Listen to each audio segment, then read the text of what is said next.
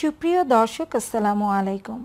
সবাই কেমন আছেন? আশা করছি যে যেখানে আছেন ভালো আছেন, সুস্থ আছেন। ঈদের নানা রকম ডেজার্টের মধ্যে সবচেয়ে কমন আইটেম হলো সেমাই। আর সেই সেমাই রেসিপিটাই আজকে আপনাদের সাথে শেয়ার করব, তবে একদম নতুন ও ভিন্ন স্বাদে। এভাবে লাচ্ছা সেমাই রান্না করলে খেতে হবে অসাধারণ। চেষ্টা করেছি একদম নতুন ও ডিফারেন্টভাবে এই লাচ্ছা সেমাইটা আপনাদের সামনে উপস্থাপন করা।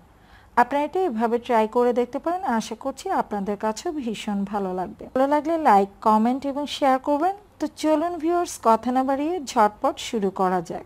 লাচ্ছা সেমাই রান্না করার জন্য আমি এখানে ফুল ক্রিম মিল্ক নিয়েছি 1.5 লিটার, অর্থাৎ 1 লিটার থেকে একটু কম নিয়েছি। এবারে এতে আমি দিয়ে দিচ্ছি 1/3 কাপ গুঁড়ো দুধ। আর এই গুঁড়ো দুধ দেওয়ার কারণে দুধটা বেশ ঘন হবে আর সেমাইটাও কিন্তু খেতে ভীষণ ভালো লাগবে। নেড়ে চেড়ে দুধটাকে মিক্স করে নিচ্ছি। আর আমি কিন্তু এখনও চুলার জালটা ধরাই নেই, ঠান্ডা দুধেই কিন্তু আমি গুঁড়ো দুধটা মিক্স করে নিচ্ছি, কারণ ঠান্ডা দুধে কিন্তু খুব দ্রুত পাউডার মিল্কটা মিশে যায়। মিশিয়ে নেওয়া হয়ে গেলে এবার আমি চুলার জালটা ধরিয়ে দিচ্ছি। এবার আমি এই দুধে দিয়ে দিচ্ছি একটি তেজপাতা, 1 টুকরো দারচিনি আর 2 টুকরো এলাচ। দিয়ে দিচ্ছি 1 চিমটি পরিমাণ লবণ। এতে করে খাবারে মিষ্টির ব্যালেন্সটা ঠিক থাকবে আর খেতেও ভালো লাগবে। তা আপনারা যদি মিষ্টি খাবারে লবণটা পছন্দ না করেন সেই ক্ষেত্রে স্কিপ করে যেতে পারেন। দিয়ে দিচ্ছি 1/2 কাপ পরিমাণ। মিষ্টিটা আপনাদের পছন্দ মতো বাড়িয়ে বা কমিয়ে নিতে পারবেন। নেড়ে চেড়ে সবকিছু মিক্স করে নিচ্ছি আর অপেক্ষা করছি বলক ওঠা পর্যন্ত। দুধে অলরেডি বলক চলে এসেছে। এই পর্যায়ে আমি চুলার আঁচটা একটু কমিয়ে নিচ্ছি। আমি মিডিয়ামে চুলার আঁচটা করে দিচ্ছি।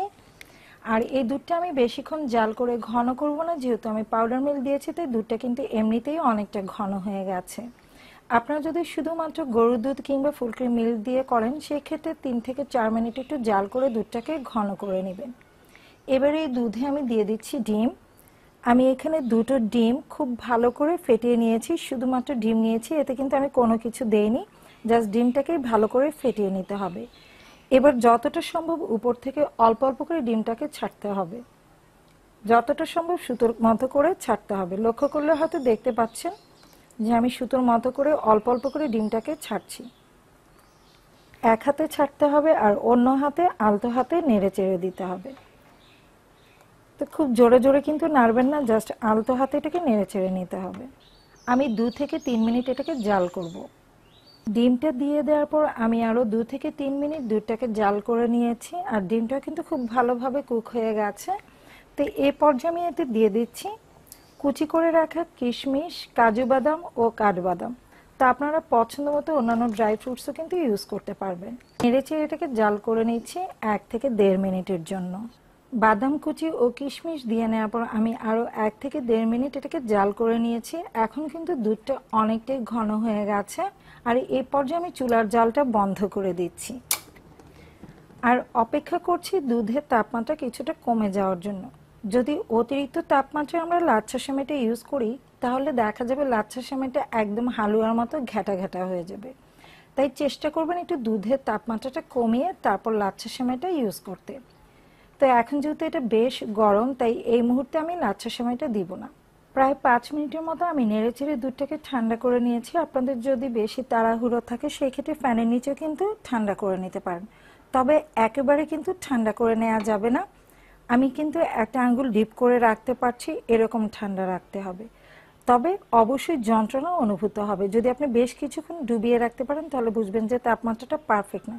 যদি 5 থেকে 6 সেকেন্ড ডুবিয়ে রাখার পর বুঝেন যে যন্ত্রণা হচ্ছে তাহলে বুঝবেন যে তাপমাত্রাটা ঠিক আছে। অনেকের কাছে মনে হতে পারে যে আমরা কি দই তৈরি করছি, যে এভাবে তাপমাত্রা মেপে নিতে হবে। ভিউয়ার্স, লাচ্ছা সেমাই অনেকেই রান্না করে, সেই ক্ষেত্রে দেখা যায় যে সেটা একদম হালুয়ার মতো গলে যায়। তাই তাপমাত্রাটা চেক করে নিলে আপনার লাচ্ছা সেমাই হবে একদম পারফেক্ট। এই পর্যায়ে আমি বেছে বেছে যে এলাচ এবং দারচিনিগুলো দিয়েছিলাম সেটা তুলে নিচ্ছি। এই পর্যায়ে আমি দিয়ে দিচ্ছি লাচ্ছা সেমাই। এখানে আমি 100 গ্রামের মতো লাচ্ছা সেমাই নিয়েছি। আমি একটা প্যাকেট পুরো ইউজ করব না, একটা প্যাকেটে 200 গ্রাম ছিল, আমি অর্ধেকটা নিয়েছি, অর্থাৎ আমি 100 গ্রামের মতো নিয়েছি। এবার জাস্ট নেড়ে চেড়ে এই দুধের সাথে লাচ্ছা সেমাইটাকে মিক্স করে নিচ্ছি। আপনাদের অনেকের কাছে হয়তো মনে হচ্ছে লাচ্ছা সেমাইটা অনেকটাই লিকুইড, কিন্তু যখন লাচ্ছা সেমাইটা 5 থেকে 10 মিনিট এই দুধে ডুবিয়ে রাখা হবে তখন কিন্তু এটা অনেকটাই দুধ সোক করে নেবে আর তখন এটা অনেকটাই ঘন হয়ে যাবে। অর্থাৎ ঠান্ডা হয়ে যাওয়ার পর কিন্তু লাচ্ছা সেমাইটা অনেকটাই ঘন হয়ে যাবে। এবার এই লাচ্ছা সেমাই আমি দিয়ে দিচ্ছি এখানে 1 টেবিল চামচের মতো ঘি। এতে করে টেস্ট খুবই ভালো আসবে। চেষ্টা করবেন অবশ্যই ঘিটা দিয়ে নেওয়ার। আর যখন এই লাচ্ছা সেমাইটা পুরোপুরি ঠান্ডা হয়ে যাবে তখন কিন্তু এটা আরও অনেকটাই ঘন হয়ে যাবে। তো এই পর্যায়ে আমি এটা চুলা থেকে নামিয়ে নিচ্ছি, আর ঠান্ডা হয়ে যাওয়ার পর আপনাদেরকে আমি সার্ভ করে দেখাবো যে সেমাইটা দেখতে কেমন হয়েছে। আমার লাচ্ছা সেমাইটা পুরোপুরি ঠান্ডা হয়ে গেছে, এবার আমি সার্ভিং ডিশে তুলে নিচ্ছি।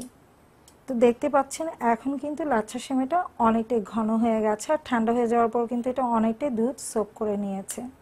তো আমি সার্ভিং ডিশে পুরো সেমাইটাকে তুলে নিয়েছি। এবার সামান্য কিছু পরিমাণ কাজু বাদাম ও কাঠবাদাম এবং কিশমিশ উপর থেকে দিয়ে দিচ্ছি। এটা পুরোপুরি অপশনাল, জাস্ট দেখার সৌন্দর্যের জন্য আমি দিয়ে দিচ্ছি। তো দেখলেন ভিউয়ার্স, কত সহজে কিন্তু মজাদার এই লাচ্ছা সেমাইটা রান্না করে নেওয়া যায়, আর খেতে কিন্তু ভীষণ ভালো লাগে। আপনারা এভাবে এটা ট্রাই করে দেখতে পারেন। আশা করছি আপনাদের কাছে ভীষণ ভালো লাগবে আমার আজকের রেসিপিটি বাসায় ট্রাই করে থাকলে অবশ্যই কমেন্ট বক্সে লিখে জানাবেন আপনাদের কাছে কেমন লেগেছে। যদি ভালো লেগে থাকে তাহলে ফ্রেন্ডস অ্যান্ড ফ্যামিলিতে শেয়ার করার অনুরোধ রইল। পরবর্তী রেসিপি দেখার আমন্ত্রণ জানিয়ে আজকের মতো এখানেই বিদায় নিচ্ছি। সবাই ভালো থাকবেন, সুস্থ থাকবেন।